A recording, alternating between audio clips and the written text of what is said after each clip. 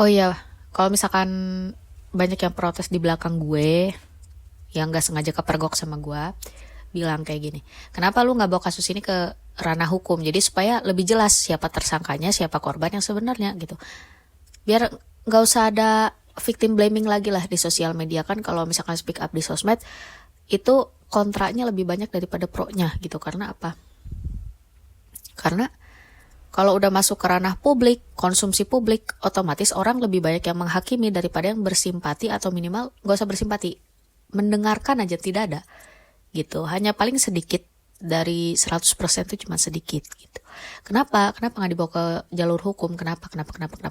Karena mereka sudah ada backingan, kan sudah dijelaskan di mana motivasi bullshit itu semua sudah rangkuman kenapa selama 5 tahun kemarin gue diem aja.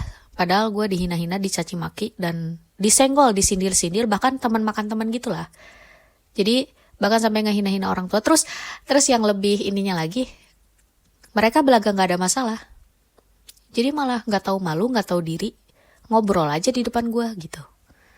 Ngobrol, senyum-senyum, seolah-olah yang kemarin-kemarin itu nggak pernah terjadi gitu. Mereka tuh nggak pernah berbuat salah ke gue, tapi ketika gue nggak ngapa-ngapain, itulah jadi senjata mereka untuk memutarbalikkan fakta. Tapi karena mereka punya circle, mereka juga suka ngasih sodako, ngasih sedekah santunan, ngasih makanan. Jadi orang akan otomatis membela mereka, jadi melakukan suap. Kayak si Vida gitu. Kenapa kasus Vida, Boim Ulfi, Farel, Ica Anissa Raihan, Muhammad Iqbal. Ibaratnya kayak OD sex education ya. Mereka pikir gue seperti otis akan, dan seperti yang baju garis-garis itu sebelumnya, akan memberikan kemenangan gue kepada orang lain. Enggak. Gue gak memberikan kemenangan gue, makanya gue meminta hak gue. Karena gue pun sudah melaksanakan kewajiban. Kewajiban apa? Untuk menjaga attitude, menjaga nama baik, menjaga alma mater gitu loh. Gue dituduh katanya, iya ini Khadijah Misbah kan lagi iya. Sekali lagi, jangan panggil gue Khadijah. Khadijah itu sudah mati, sudah tidak ada. Akunnya juga sudah tidak ada, sudah mati kan. Mau itu dihack, mau itu dihapus, mau itu dibajak orang, disalahgunakan, tetap nggak ada kan. Mau gue tuntut ke jalur hukum, akunnya tetap nggak ada kan. Gitu aja. Bahkan banyak yang ngopi-ngopi gaya gue. Sekarang mereka udah dapet endorse dan pemirsa jauh lebih banyak daripada gue. Padahal gue mati-matian, gue sekarang sampai modal gue habis loh. Gue tapi gak berkuar di sosmed ya. Ini modal gue habis. Gue sakit tapi tidak berisik ya. Modal gue habis, sakit tidak berisik. Dan gue gak tahu lagi cara mulai hidup dari nol, dimana semua orang yang jatuhin gue itu semua sudah nyiapkan backingan. Makanya gue langsung mengerti kenapa gue gak diundang ke nikahan KS. Padahal KS tuh yang nyebarin kursi roda gue.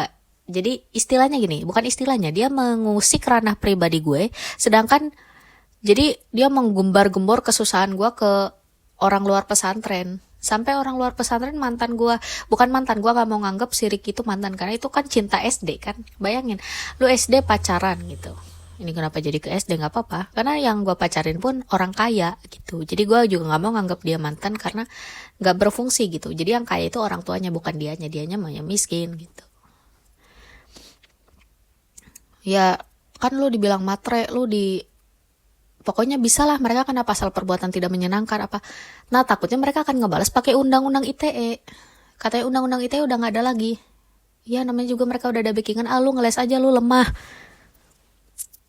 Ya yang ngatain lemah biasanya nggak ngerti rasanya gimana solo lawan circle. Nggak ngerti. Sebagai orang yang nggak punya teman di sekolah, yang gini-gini tuh harusnya udah terjadi, udah biasa terjadi, dan gue harus selalu dituntut untuk memaafkan dan berdamai. Ya, berdamai atas apa yang terjadi.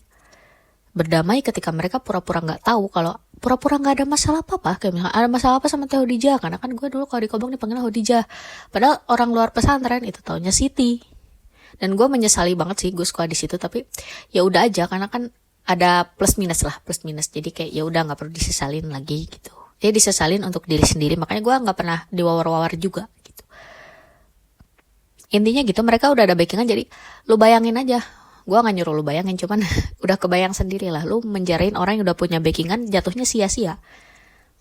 Katakanlah mereka dapat hukuman 16 tahun, karena mereka punya backingan, jadi cuman 4 tahun. Ataupun kalau misalkan 16, mereka minta ruangan VVIP. Jadi nggak dipukulin, atau bahkan mereka menjarain gue balik gitu.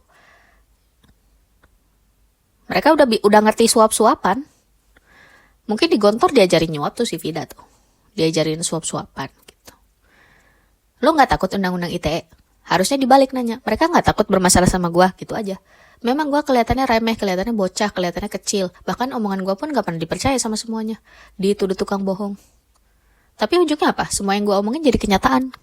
Tapi lu nggak pernah mau ngakuin kehebatan gue. Kalaupun lu mau minta maaf, lu pasti minta maafnya pakai ngeles kayak Iqbal tuh, ngatain sotoy. Terus maaf apa? Kalau lu punya hubungan toksik, jangan dibawa ke gue gitu. Ya, jangan dibawa ke gue.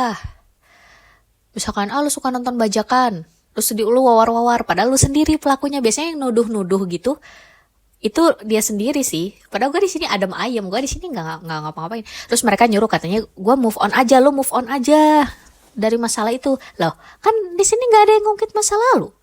Mereka yang ngungkit, tapi ngode. Jadi kelihatan kalau misalkan ngode dipenjarain. Nih misalkan, pas saya mau menjarain ini karena dia ketahuan ngode gambar-gambar yang nggak bener ke saya. Bahkan sampai mencuri karya saya. Mana buktinya? Pasti kan gitu. Ini. Loh, apa emang kode bisa dijadiin bukti gitu? Nggak ada lah. Yang ada malah mereka akan nuntut balik ke gua. Lihat dulu orang tuanya. Apalagi punya DPR. Oh, Baby Sabina nikahin Rizky. Ya mungkin karena dia dijauhin Prilly. Bukan gua ogah sama si Baby ya. Cuman ya orang kan gitu kalau lagi susah nggak deket gitu, ikut-ikutan. Tapi gila nanti udah seneng mah lupa. Pasti egois.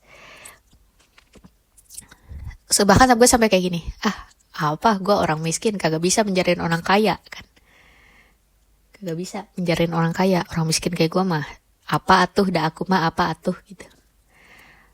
Makanya mereka semakin kelewat batas itu, bahkan sampai bobo yatim. Itu yang paling bikin gue nangis tiap hari, nangis di kamar mandi itu. Jadi mereka tuh nggak terkenal, makanya mereka bongkar-bongkar aib gue biar terkenal, nyikut-nyikut. Jadi teman makan teman gitulah. Jadi mereka tiba-tiba ngaku teman. Nanti begitu mereka seneng nih, teman yang katanya teman itu gue, itu udah nggak ada. Karena bukan mereka yang nganggap gue teman, gue yang nganggap lu teman. Bahkan sampai senyum-senyum gitu. Seolah nggak ada apa-apa tuh di antara gue dan dia. Terus tiba-tiba nggak ngundang. Gue nggak masalah sih nggak diundang, cuman lu udah ngusik ranah pribadi gue. Dan sekarang lo pengen ikut-ikutan terlibat dalam kesenangan gue gitu. Gimana ya? Oh karena lo gak mau dipenjarain kali sama gue. Karena lo nikah sama polisi. Nah disitulah KS itu si Salma Anis manis-manis tai gitu. Kayak si Fuade nikah apa belum? Gak tahu sama tentara. Pokoknya orang pada cari masing-masing lah. PM, anaknya masih DPR partai banteng gak? Gitu. Kalau si Lonte udah ada Adit, udah. Ya kalau udah ada mah udah. Malah menyusahkan diri sendiri. Ya mungkin gue harus memakai cara yang lebih simple menurut gue, tapi susah menurut orang gitu aja. Daripada ke persidangan, nanti kasusnya kayak Jessica Mirna, 12 tahun kagak kelar-kelar. Itu juga di penjaranya cuma berapa tahun doang kan.